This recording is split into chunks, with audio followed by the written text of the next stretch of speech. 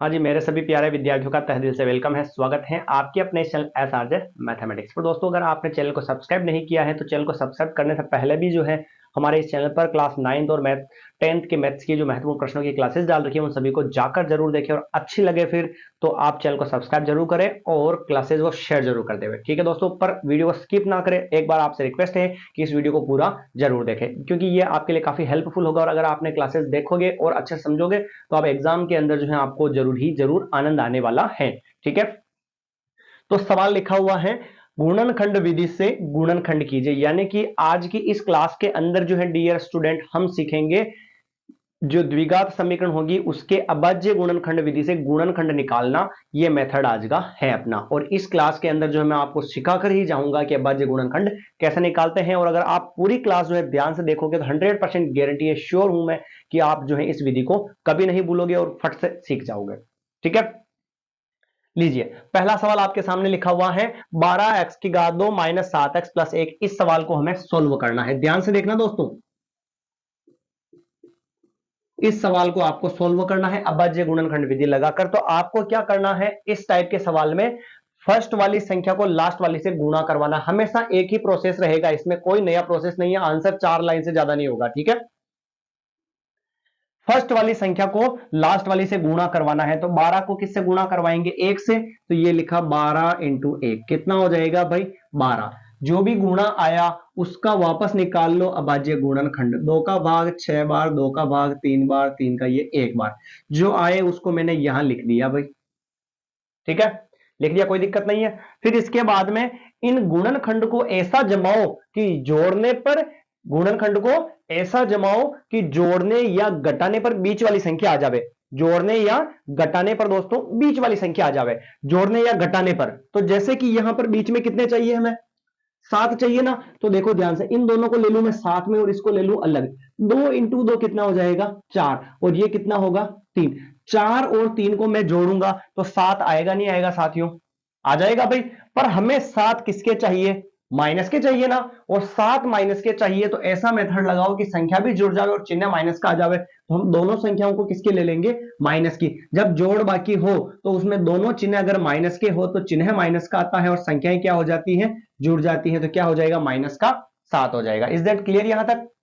ठीक है भाई, चलिए अब क्या करना है आपको और गुणा करवाने पर ऊपर वाली भी आ जानी चाहिए। तो माइनस इंटू माइनस प्लस, और 4 इंटू 3 कितना हो जाएगा 12 होगा या नहीं होगा भाई, हो जाएगा। आगे बढ़े, फर्स्ट वाली संख्या को वैसी की वैसी ही लिखनी है, और बीच वाली जो संख्या है ना लास्ट वाली को भी कैसे लिखनी है, वैसी की वैसी। फर्स्ट वाली और लास्ट वाली तो वैसी की वैसी उतार दो। फिर बीच वाली जो संख्या है उसकी जगह आएगा आंसर। कैसे, माइनस का 4 बनाया, ये माइनस का 4, और बीच में क्या चल रहा था x। माइनस का 3 बनाया, ये माइनस का 3, और बीच में क्या चल रहा था x। आया समझ में मामला? फर्स्ट वाली संख्या और लास्ट वाली संख्या सेम रहेगी दोस्तों, और बीच वाली हटेगी और इसकी जगह क्या आ जाएगा, हमने जो गुणनखंड बनाए हैं वो गुणनखंड यहां पर उतर जाएंगे। तो यहां तक किसी को डियर स्टूडेंट को कोई दिक्कत है क्या भाई? नहीं है, क्योंकि बहुत ही इजी और आसान सवाल है। ठीक है, अब आपको क्या करना है, ध्यान से देखना। 4 स्टेप हो गए, 1 2 3 4। अब हम क्या करेंगे कि यहां पर देखना ध्यान से, इनके गुणनखंड निकालने में, निकालने वाला जिसको समझ में आ गया ना वो डायरेक्ट भी इसको सोल्व करेगा तो वो हो जाएगा। पर मैं पूरा तरीका आपको बताने जा रहा हूं, जिसको जिसका अर्थ है कि मतलब किसी को नहीं भी आवे ना, वो शुरू से सीख रहा है तो भी उसको समझ में आ जाएगा। ठीक है, क्लियर?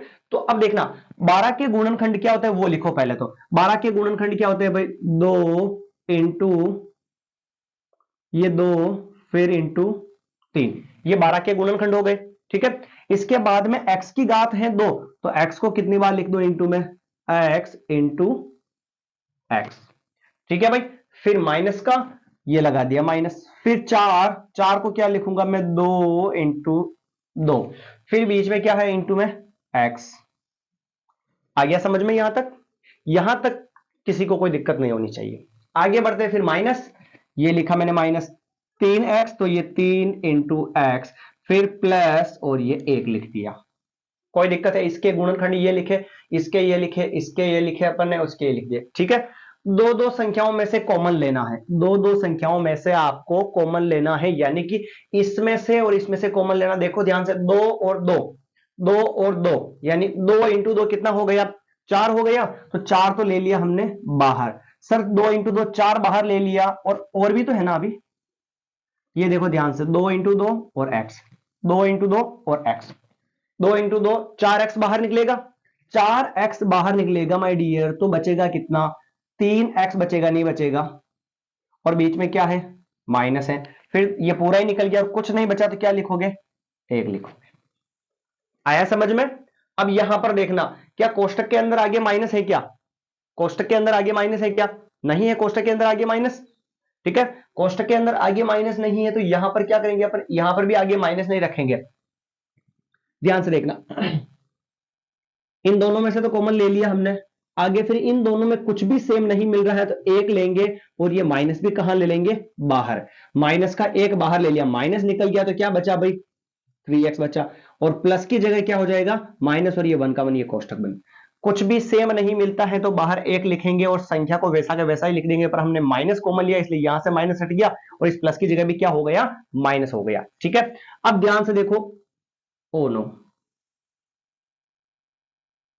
यहां पर गलती हो गई, ठीक है, 2 2 और x, 4x बाहर निकल गया तो 3x बच गया अंदर, और माइनस का इधर कुछ नहीं बचा, 1 लिखा, और इधर भी 3x माइनस, कोष्टक वाली संख्या सेम मिल गई भाई, कोष्टक वाली संख्या सेम मिल चुकी है, तो सेम सेम संख्या को कितनी बार लिखोगे, 1 बार, और फिर बाहर वाली संख्या को भी लिख दो 1 बार, सेम सेम संख्या को 1 बार, फिर बाहर वाली को भी लिख दिया, तो ये अपना जो है क्या हो चुका है, इसका आंसर हो चुका है गुणनखंड विधि से, ठीक है। अब दूसरे सवाल को अपन थोड़ा सा स्पीड से करेंगे और फटाफट से कंप्लीट करेंगे, आपको फट से समझ में आ जाएगा, वैसे देखना ध्यान से,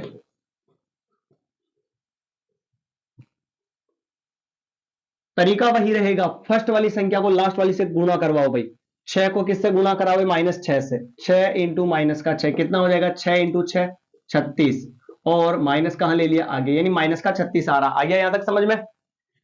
फर्स्ट वाली संख्या को लास्ट वाली से गुणा करवाने का मेथड मैंने आपको बताया था कि फर्स्ट वाली संख्या को लास्ट वाली से गुणा करवा दो, गुणा करवाया कितना आया, माइनस का 36 आ गया, यहां तक कोई दिक्कत नहीं है, ठीक। आगे, अब 36 के निकाल लेते हैं अभाज्य गुणनखंड, 2 का भाग 18 2 36, और 2 का भाग 9 बार 3, ये 3 ये 3 और ये 1 हो गया।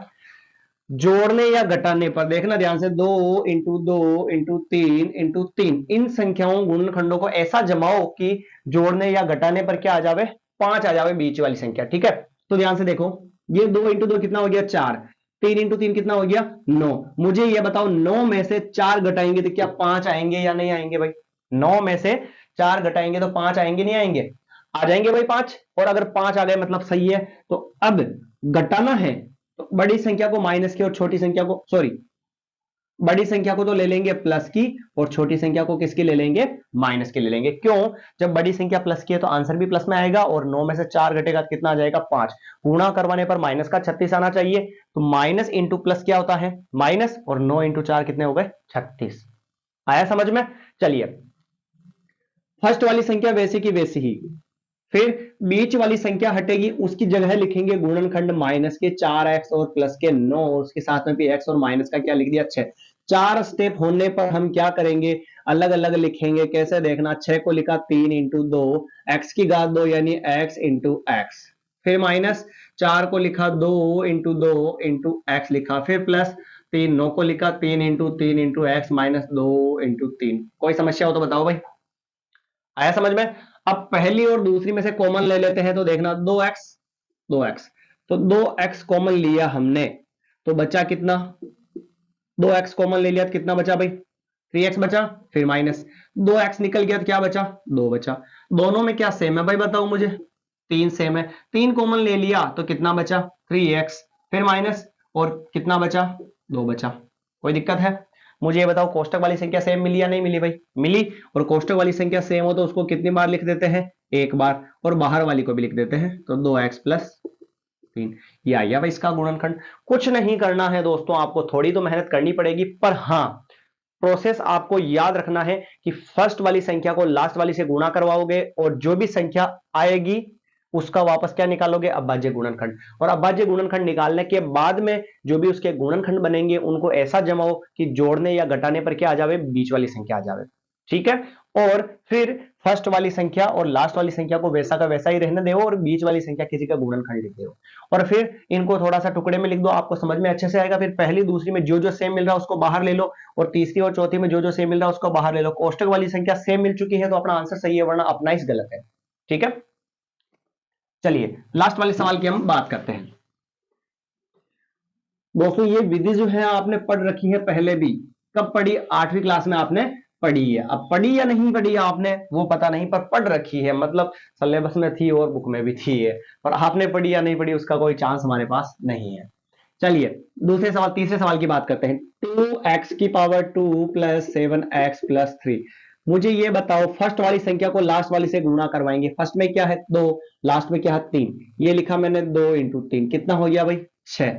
6 के गुणनखंड वापस निकालेंगे तो ये का यही आएगा सर, यानी 2 इंटू 3। आप मर जाओ, जिंदा हो जाओ, लटक जाओ कहीं पर, फिर भी 2 और 3 को जोड़ेंगे या घटाएंगे तो कभी भी 7 नहीं आएगा, नहीं आएगा। तो फिर ऐसे मामले में इंटू में क्या मान लेते हैं, 1 मान लेते हैं। ठीक है भाई, अब देखना ध्यान से, 2 इंटू 3 कितने हो गए 6, और इंटू वाले 1 को अलग ले लेते हैं। तो 6 और 1 को अगर हम जोड़ेंगे तो 7 आएगा या नहीं आएगा भाई? इंटू में 1 मान सकते हो, ठीक है।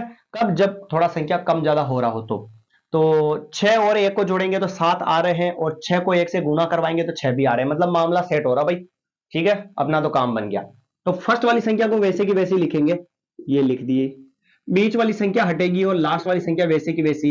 बीच में क्या आएगा, प्लस का 6 इसके साथ में x, प्लस का 1 उसके साथ में भी x। चलिए आगे बात करते हैं। 2x की घात 2 है तो इसको मैं क्या लिखूंगा, 2 इंटू एक्स की घात 2 यानी x इंटू एक्स, प्लस 6 को क्या लिखेंगे 2 इंटू 3 और इंटू में क्या लिखेंगे x, फिर प्लस 1 इंटू एक्स और फिर प्लस का ये 3। कौन समस्या है भाई? नहीं है। पहली और दूसरी में से कॉमन लेंगे यहां पर, तो देखना ध्यान से, 2 और 2 x और x, पहली और दूसरी में से कॉमन लेंगे, तीसरी और चौथी में से कॉमन लेंगे, है ना। तो इसमें क्या सेम मिला, 2x कॉमन मिल गया तो बचा क्या, x बचा, फिर प्लस प्लस 2 और x बच गया तो क्या निकल गया, क्या बचा, 3 बचा, नहीं बचा, ये 3। फिर आगे दोनों में कुछ सेम मिल रहा है क्या, कुछ भी नहीं सेम मिल रहा सर, तो बाहर क्या लेंगे, प्लस का 1, और प्लस का 1 बाहर ले लिया तो बचा कितना x, और प्लस इधर कितना बचेगा 3। x प्लस 3, x प्लस 3 कोष्टक वाली संख्या सेम मिली, यानी कि सेम मिली तो उसको वापस कितनी बार लिखेंगे, एक बार, और बाहर वाली संख्या को भी लिख देंगे तो 2x प्लस 1 ये आ गया भाई। कोई दिक्कत है यहां पर? नहीं है। तो ये हो चुका है इस सवाल के अंदर गुणनखंड निकालने का तरीका, जो उम्मीद करता हूं कि आपको अच्छे से समझ में भी आएगा। और दोस्तों और ये भी इंपॉर्टेंट भी है, वापस 10th में भी आता है और 11th में भी कहीं ना कहीं जरूर आ सकता है। ठीक है, और इसकी जो मैंने थोड़ा सा स्पीड से भी रखा, क्योंकि अगर स्पीड हो गई हो तो मैं बता दूं आपको कि एक क्लास मैंने इसकी पहले भी डाल रखी है, ठीक है, तो वो जाकर देखें, उसको मैंने इससे भी बेटर समझाने का प्रयास किया, और उसके बाद में ये यूं समझो कि आपकी प्रैक्टिस थी। और इंपॉर्टेंट सवाल तो है ही है, तो आपको इनको पढ़ना ही है किसी भी हालत के अंदर। और हाँ दोस्तों, अगर आपने हमारे इस चैनल SRJ मैथमेटिक्स को सब्सक्राइब नहीं किया है तो सब्सक्राइब जरूर कर लेवे, और अगर क्लासेस पुरानी नहीं देखी है आपने तो वो जाकर जरूर देख लेवे, क्योंकि इंपॉर्टेंट क्लासेस हैं और वो आपके लिए महत्वपूर्ण है। जरूर जरूर परीक्षा में प्रश्न वहीं से आएंगे, बाहर से कहीं भी कुछ नहीं आएगा। लगभग 70% जो है मिलेगा आपको। अगर आपने कुछ नहीं पढ़ा है तो ये आपके लिए वेरी वेरी इंपॉर्टेंट, ठीक है। और अगर आप 9th में हैं तो आपके लिए बेस्ट है, क्योंकि आप वापस क्लास 10th में आओगे तो मैं 100% गारंटी दिलाता हूं कि अगले नए सेशन से जो अपन शुरू से स्टार्टिंग करेंगे तो सारे चैप्टर्स और सारे उदाहरण वगैरह आपको यहां पर बिल्कुल फ्री में मिलने वाले हैं। तो आप उसके लिए भी चैनल को सब्सक्राइब जरूर कर देवे। धन्यवाद दोस्तों, मिलते हैं अगली नई क्लास के अंदर ऐसे ही महत्वपूर्ण प्रश्नों के साथ। जय हिंद।